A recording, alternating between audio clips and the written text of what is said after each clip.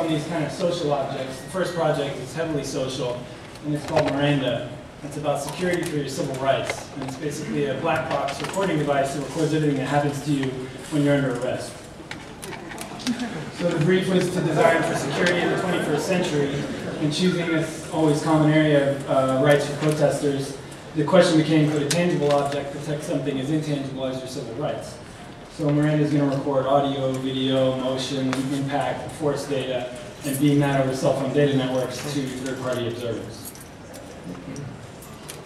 Miranda is inspired by this need to protect us from police brutality, but it wouldn't be a successful project or be accepted in the mainstream if it doesn't also address the other side of this conflict, which is the needs of police. And so it's critical that Miranda have a dual use, where it's also going to address the needs of police officers and protect them from, for example, a false claim of police brutality. So the idea is it's really going to tell you both sides of the story.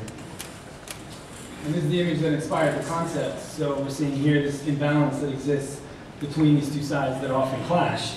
And Miranda is an attempt to address the situation without escalating it using more force or using some kind of physical restraint.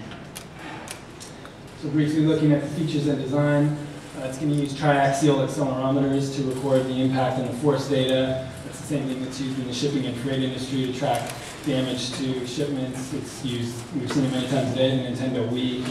Formula One cars use it for crash data. And then also you have this soft, rugged Santa-Cruz shell that's going to protect the components, but in a form that's very angled and defensive. And it's also drafted on all sides so that you're moving the part lines to the bottom of the project that's against you to discourage further tampering. Some sketch models here exploring where and how the device could be worn on the body, with some of these curved, sort of softer forms shied away from because they start to seem too friendly and approachable, where this is a device that really needs to say, don't touch.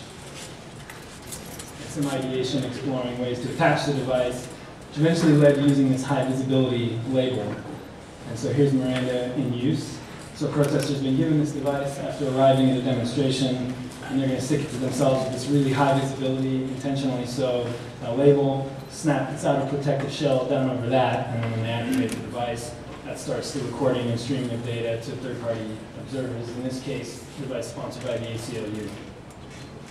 And then police use, they're going to carry multiple of these devices at a time. So they're able to give them to a protester who doesn't already have one. And so maybe this becomes part of the Miranda warning that it gets its name from. So you're going to be offered the right to the use of a Miranda arrest documentation device. And that's Miranda. So continuing the social theme, but on a much lighter note, this is an LED-based lighting project for entertaining restaurants and lounge environments, and it's called the Socialite. Socialites come in a pack, and it's taking its cue from tea lights, very simple object, but instead of just replacing the candle wick with an LED, the idea really is, can we take this object from something that's static to something highly interactive? And so the form has this pinch in the corner, inviting you to pick it up, start handling it. You can put them on any side, stack them, put them in your pocket, rearrange the group. And these are all behaviors we're not used to with lighting. So they act as a sort of conversation starter in the social environment. People start to interact with each other as they're starting to engage with the object. And in use, this has been exactly what happens. People reach for them, and again, it's not our first instinct with lighting. And they never leave them in the same arrangement that they found them. Addressing sustainability, socialites are made with aluminum that's recycled from discarded tea light shells, and the diffuser for the LED is this biodegradable layer of soy wax. And so they're social and they're sustainable, and those are socialites. Next project is a chair I designed in a class sponsored by Design Within Reach, which is a great crossover studio combining students from our furniture program, our interior design program at CCA, as well as industrial design. And the evolution here from sketch to the final prototype. It's called Roto, and this is for public spaces and lounges. And the question driving this design was, could a chair combine this public and private use? So you have an asymmetrical form with a high side that's letting you have some privacy if you want that, or this low side that you can share some space with the person next to you. Maybe you came in with that person, or you just feel like being social with those around you. And so it's going to come paired with this left and right-handed side. And again, here addressing sustainability, that was part of our brief for this project. And so Roto is named for the process. So it's rotationally molded from nylon, which is made from recycled carpet fiber. It's a much less energy-intensive process to rotationally mold than to injection mold, less expensive tooling. And the legs are going to be made from steel, which is the most abundantly recycled material in the United States. So that is Roto. And the last project, the previous projects really focused on how a product can affect our interaction with other people.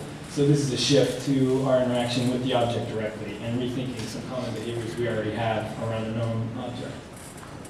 And so there are tons of suitcases to choose from. It's a very saturated market, a $20 billion plus industry in the US alone. They're great in transit, they're great in the overhead bin, on the go, but once you get to your destination, they're not going to help you so much. It's really they're designed for the journey, but not the destination. You see a lot of exterior differentiation in materials on the inside that's very standardized.